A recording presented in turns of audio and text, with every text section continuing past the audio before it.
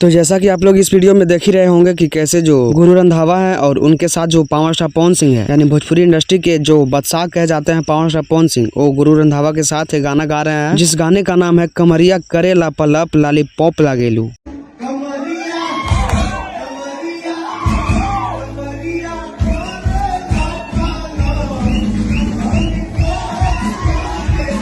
और ये गाना तो आप लोग सुने ही होंगे, क्योंकि ये जब गाना आया था तो पूरे वर्ल्ड लेवल पे गाना बजा था पवन सिंह का, और काफी ज्यादा ये पसंदीदा सॉन्ग है। मतलब जितने भी भोजपुरी को सुनते हैं उनके लिए पसंदीदा सॉन्ग है और बहुत ही अच्छा भी लगता है। तो पवन सिंह जो है वो गुरु रंधावा के साथ ये गाना गा रहे हैं शो के दौरान, और लगता है कि कुछ बड़ा भी होने वाला है, क्योंकि पवन सिंह और गुरु रंधावा एक दूसरे के साथ नजर आ रहे हैं। तो बाकी आप सभी को क्या लगता है कि क्या ये दोनों मिलकर के कुछ नया प्रोजेक्ट बनाएंगे? अपनी राय को कमेंट बॉक्स में लिखिए, बताइए। और इस चैनल पर नए हैं तो चैनल को सब्सक्राइब कर लीजिए। धन्यवाद।